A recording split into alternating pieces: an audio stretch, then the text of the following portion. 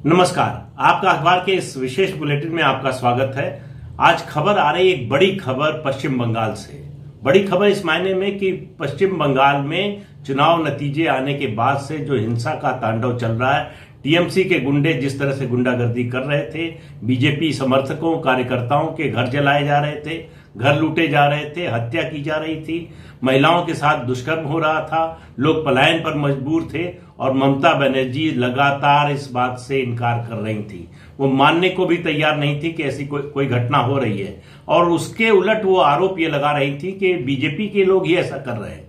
अभी 2 दिन पहले एनएचआरसी की जो टीम गई, उसके वाइस चेयरमैन के साथ धक्का मुक्की की गई और ममता बनर्जी ने आरोप लगाया कि वहां मौजूद सेंट्रल फोर्सेस ने लोगों पर हमला किया, इसलिए ये स्थिति आई।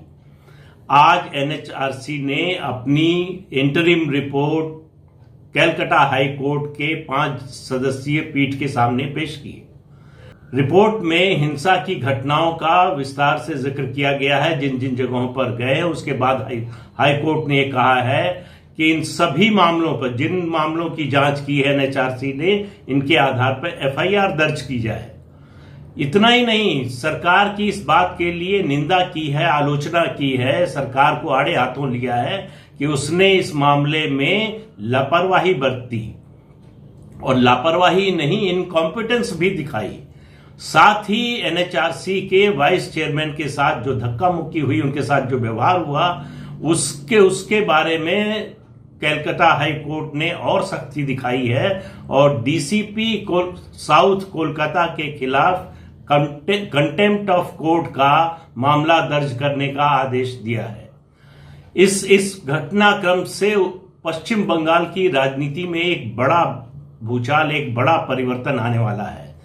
लगातार ममता बनर्जी का इनकार करना, इन घटनाओं के संबंध में गलत बयानी करना और पूरे देश में जो लेफ्ट लिबरल इकोसिस्टम है उसकी चुप्पी, जनतंत्र की दुहाई देने वालों की चुप्पी, जो लोग जरा भी छोटी सी भी हिंसा की घटना पर उसको राष्ट्रीय अंतर्राष्ट्रीय घटना बनाते हैं, मुद्दा बनाते हैं, उनके मुंह में दही जम गई, उनकी जबान बंद हो गई थी, उनके मुंह से कोई शब्द नहीं निकल रहा था। इस हत्याकांड पर, इतने बड़े हिंसा के तांडव पर, लोगों के पलायन पर, हजारों लोग पश्चिम बंगाल से पलायन करके असम में चले गए शरण लेने के लिए। जो बचे उनके सर मुंडवाया जा रहा है उनका, और उनसे लिखवाया जा रहा है कि हम बीजेपी का कभी सपोर्ट नहीं करेंगे। ये बातें एनएचआरसी की इंटरिम रिपोर्ट में भी आई हैं। इंटरिम रिपोर्ट में एनएचआरसी की ओर से ये रिक्वेस्ट की गई है हाई कोर्ट से कि उसकी फाइनल रिपोर्ट जब तक नहीं आ जाती है तब तक के लिए उसको कुछ समय दिया जाए। कलकत्ता हाई कोर्ट ने अगली सुनवाई के लिए 13 जुलाई की तारीख तय की है। 13 जुलाई तक उम्मीद है कि एनएचआरसी की फाइनल रिपोर्ट आ जाएगी। इसके अलावा पश्चिम बंगाल में भारतीय जनता पार्टी के एक प्रमुख कार्यकर्ता अभिजीत सरकार की जिस तरह से हत्या हुई, हत्या से पहले उन्होंने फेसबुक लाइव में बताया कि किस तरह से उनका घर जलाया जा रहा है, लूटा जा रहा है, उनके घर के लोगों को मारा पीटा जा रहा है। उसके बाद उनकी हत्या हो गई। उनकी फिर से पोस्टमार्टम कराने की सिफारिश की है, या आदेश दिया है कलकत्ता हाई कोर्ट ने। कहा है कि अभिजीत सरकार की फिर से पोस्टमार्टम, उनके पार्थिव शरीर का पोस्टमार्टम कराया जाए और उसकी रिपोर्ट कोर्ट में पेश की जाए।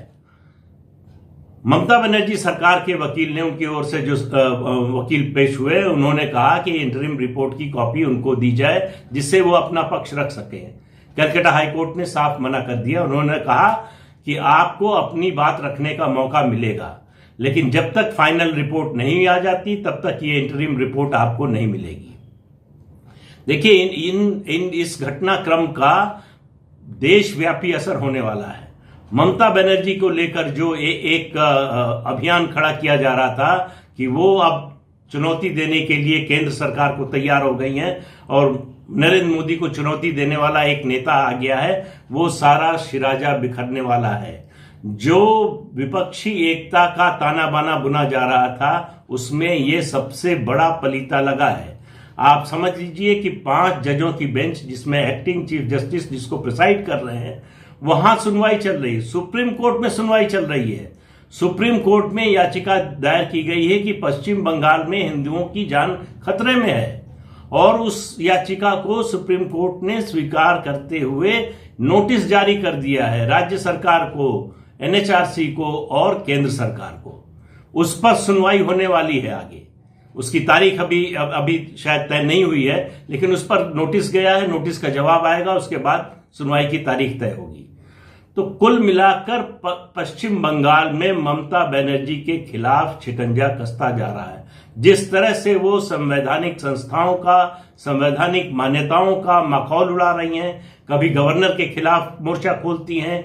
आज तो उन्होंने हद कर दी, उन्होंने केंद्र के जो भारत सरकार के जो वकील हैं, सॉलिसिटर जनरल हैं तुषार मेहता, उनके खिलाफ मोर्चा खोल दिया। वो प्रधानमंत्री के खिलाफ कुछ भी बोल देती हैं, कभी कह देती हैं प्रधानमंत्री मानने से उनको मना करते हैं। और आप देखिए कि किस तरह से बेखौफ होकर काम कर रही हैं कि सदन में आज की कार्रवाई, आज बजट सत्र शुरू हुआ पश्चिम बंगाल विधानसभा का, उसकी कार्रवाई कुछ मिनट से ज्यादा नहीं चल पाई, 1-1.5 घंटे शायद चली। उसके बात उतने की नहीं है। मुकुल रॉय जो बीजेपी में थे, वाइस प्रेसिडेंट थे, वहां से छोड़कर गए, वापस गए टीएमसी में, महामंत्री बना दिए गए, टीएमसी ज्वाइन कर ली उन्होंने। कायदे से जो नियम है, जो संवैधानिक व्यवस्था है, उनको अपने पद से यानी विधायक पद से इस्तीफा देना चाहिए था, विधानसभा की सदस्यता से इस्तीफा देना चाहिए था, उन्होंने नहीं दिया।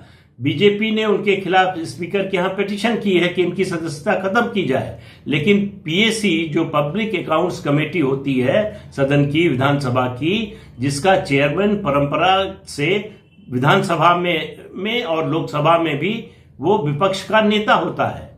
विपक्ष के किसी पार्टी के नेता को वो जो उसकी अध्यक्षता मिलती है, उसकी बजाय उस पीएससी का सदस्य बनवा दिया ममता बनर्जी ने। अब उसका चेयरमैन बनवाने की कोशिश कर रही है एक ऐसा व्यक्ति जिसको एंटी डिफेक्शन लॉ में डिस्क्वालीफाई हो जाना चाहिए था अब तक। तो ये जो संविधान के खिलाफ उनकी साजिश चल रही थी, जिस तरह से वो काम कर रही थी, उस पर एक बात अब लोगों को समझनी चाहिए कि इस देश में कानून और संविधान है, अदालतें हैं। ये उम्मीद की किरण है।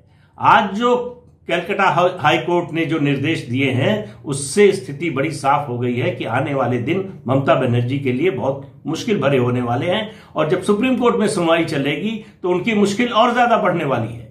वर्डिक्ट उनको मिला, जनादेश उनको मिला, बहुत भारी जनादेश मिला, लेकिन जनादेश का यह मतलब नहीं होता कि आपके जो विरोधी हैं उनको आप शारीरिक रूप से खत्म कर देंगे, उनको मार देंगे, उनको घर छोड़ने पे मजबूर करेंगे, उनके घर जला देंगे, उनके घर की औरतों के साथ जो है दुष्कर्म करेंगे, और बेशर्मी के साथ मुख्यमंत्री उसका समर्थन करेंगी, उसका बचाव करेंगी, और इस बात से इनकार करेंगे कि कुछ हो रहा है ऐसा। तो ये भारतीय जनतंत्र के लिए मैं मानता हूं कि बहुत अच्छा डेवलपमेंट है, बड़ा अच्छा संकेत है। जिस तरह से कलकत्ता हाई कोर्ट ने इस मुद्दे को लिया है, सुनवाई हो रही है, सुनवाई आगे बढ़ रही है, उससे उम्मीद करना चाहिए कि ममता बनर्जी का जो ये गुरूर है, वो घमंड है, वो टूटेगा जरूर। आज इस विशेष बुलेटिन में इतना ही। कल फिर मिलेंगे किसी नए मुद्दे के साथ। तब तक के लिए इजाजत दीजिए। नमस्कार।